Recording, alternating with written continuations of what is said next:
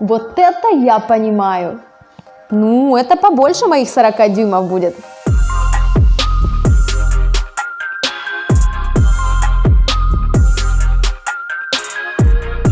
Всем привет! Ребят, это 100% самый кайфовый обзор, что я когда-либо делала. У меня были топовые смартфоны, огромные OLED и QLED, дроны, но проектор, по фану, он обогнал их просто как стоячих. Это вроде бы такая известная штука, то есть я знаю, что есть такие девайсы, удивляться тут нечему. Но когда ты просто выключаешь свой 40-дюймовый телевизор и включаешь рядом проекцию на 130 дюймов, это больше 3 метров в ширину, ты за секунду понимаешь, что блин, почему я не сделала этого раньше? В общем, сегодня я, во-первых, хочу рассказать о самом LED-проекторе XGIMI H2, который все это выдал, а во-вторых, это будет отзыв человека, который впервые вообще отказался от телевизора и перешел на 3-метровую проекцию и днем, и ночью. Если вы еще никогда не запускали дома проектор, то уверена, вам будет интересно узнать, каково это.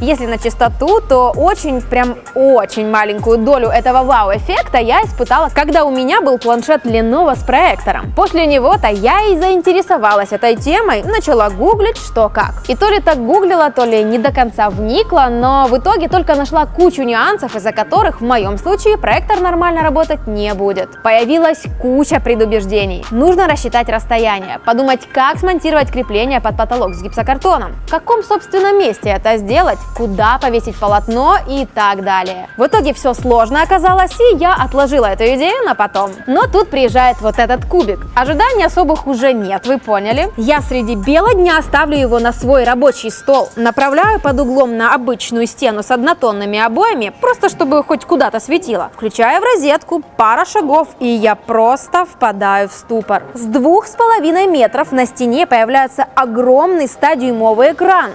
100 дюймов – это 2 с лишним метра по ширине. Когда я иду в кинотеатр, то готова увидеть фильм на огромном экране. На входе в зал меня не клинит. Но когда этот экран появился у меня дома, на моей стене, поверьте, это шокирует. Еще раз, после всех этих предубеждений я вообще не рассчитывала в тот момент и в тех условиях увидеть хоть что-то адекватное. С открытыми окнами, без специального полотна, на обоях и под углом. Сейчас условия чуть другие, мы снимаем в офисе, но впечатления те же. Вот так я сломала для себя 2 стереотипа. Во-первых, и днем не самый яркий проектор можно смотреть. Если хотя бы минимально напрячься, просто закрыть жалюзи и повесить маломальски нормальное полотно, то страдать вообще не придется. Как у меня вышло, расскажу чуть позже. Во-вторых, вообще не проблема найти место для проектора. Напоминаю, я его повесила под углом около 45 градусов. Сначала картинка была трапециевидной, но как же просто все меняется в настройках. Есть 3 варианта. Автоматическая коррекция работает не идеально. Ручная коррекция и высшая трапециевидная коррекция, где настройка более гибкая. Я как-то читала, что такие правки убивают детализацию, но тут вообще не заметила никаких последствий, типа потери четкости. Единственное, что при высокой яркости изначальная форма просматривается за настроенным экраном, но при снижении яркости до середины она не бросается в глаза. Кроме этого, в настройках можно выбрать положение проектора и уменьшить картинку. Это мне уже пригодилось в другой комнате, когда подгоняла 130-дюймовый экран, 3 с лишним метра диагонали. Несмотря на то, что у меня не было специального экрана для проектора, с 3 метров я лишь иногда замечала текстуру обоев. Яркости сразу показалось много, скрутила до половины. Контрастность, черный цвет, насыщенность – все это на абсолютно нормальном уровне. Я понимаю, что есть ламповые проекторы с контрастностью 60 тысяч к 1, а не 5, как тут. Но с точки зрения неискушенного глаза картинка отличная. Перейдя с телевизора, я вообще не испытывала недостатка ни в одной из ее составляющих. В стандартных настройках менять ничего не хотелось, но возможность есть. От ползунка контрастности особого толка нет, но вот с яркостью, цветом и температурой поиграться можно. Также есть опции, касающиеся шума, резкости и компенсации движения. Последняя опция – это аналог Motion Plus на Samsung или True Motion на LG. Она делает изображение более плавным. Если точнее, искусственно увеличивает частоту кадров видео. Для кино не всем нравится, мне в том числе. Ну, например, в спортивных непрерывные передачи делает живее. Работает функция отлично, никаких тормозов я не видела, все очень плавно. Еще есть улучшалка контраста. При ее включении часть света обрезается шторкой, изображение становится темнее. Но прикол в том, что включается она в далеком меню и нет возможности сразу на видео оценить результат. Нужно выйти, сделать и вернуться обратно. Я, в общем, так и не заметила от нее особой пользы, если она и есть, то минимальная. Что еще интересного и полезного есть в меню?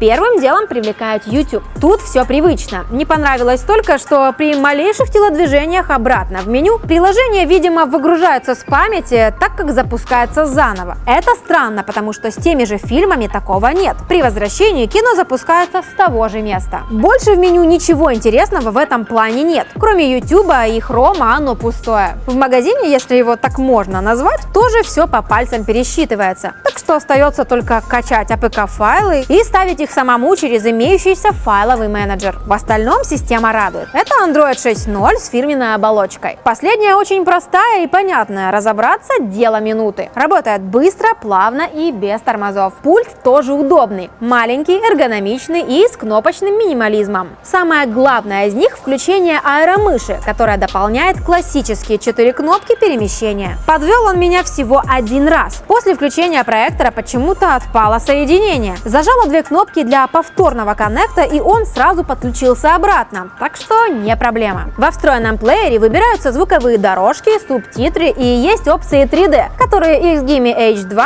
тоже поддерживает. С тяжелыми файлами, с высоким битрейтом проблем не было. Если качество видео обычное, проектор вообще еле слышно. Он стоит в метре от головы, и на минимальной громкости звук полностью перекрывает шум вентилятора. А вот если битрейт высокий и разрешение, как полагается, Full HD, то шум немного повышается, и на минимальной громкости охлаждение уже напрягает. Но в целом он работает тихо. 8-ваттные динамики плюс пассивный излучатель легко перекрикивают шуршание на процентах 20 мощности. Кстати, они тут Harman Kardon. Не сказать, что громкие, но качественные. Есть и низкие немножко, и высокие в порядке. Учитывая то, что проектор в любом случае стоит около ушей, то для фильмов лично мне их полностью хватило, для клипов уже нет. Для этого вспоминаем, что у проектора есть хороший набор портов. Обычный мини-джек, оптический SSPDIF, по паре USB и HDMI, а также Ethernet. Кроме этого, есть двухдиапазонный Wi-Fi, Bluetooth для подключения клавиатуры и мыши, а также возможность вывода контента со смартфонов Apple, Android и посредством Miracast.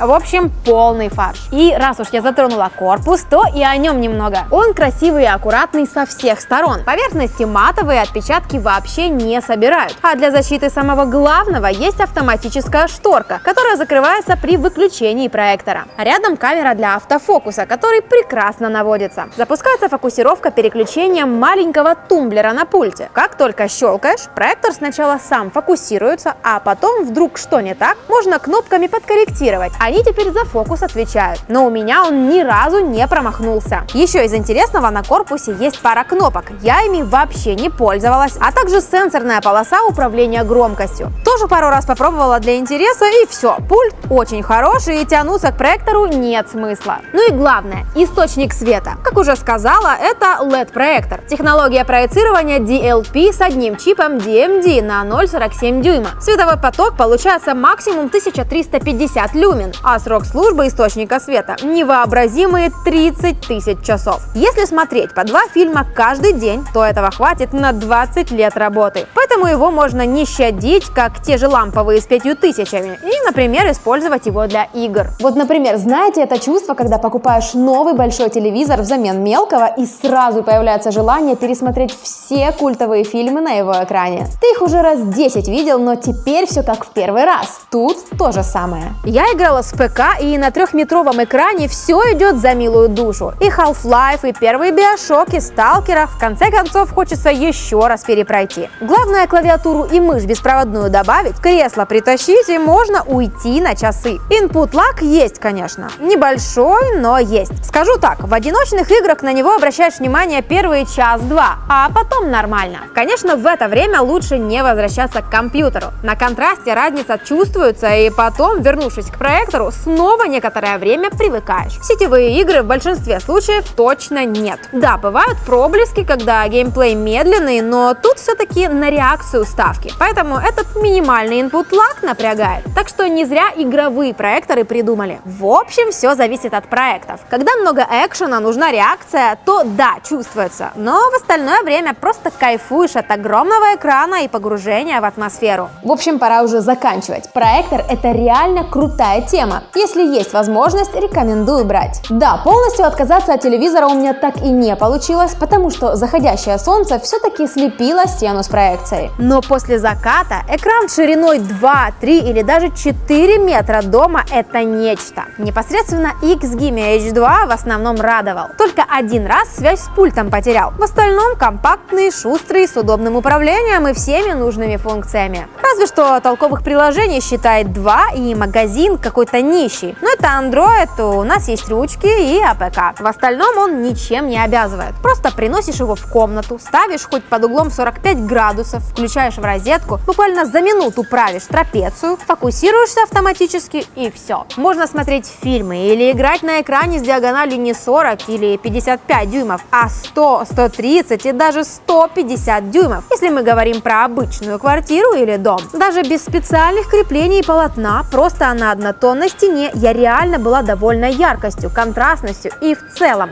тем, как он показывает, звучит и работает. Если еще минимально подготовиться, повесить специальный экран, то будет идеально. Вот такие у меня впечатления от XGIMI H2 и вообще от первого проектора как такового. Надеюсь, мне удалось передать свои эмоции. Пишите, что вы думаете об этой теме и в частности о кубике, а также дайте знать, если видео понравилось. Лайк, подписка, колокол, ну вы все знаете. Пока!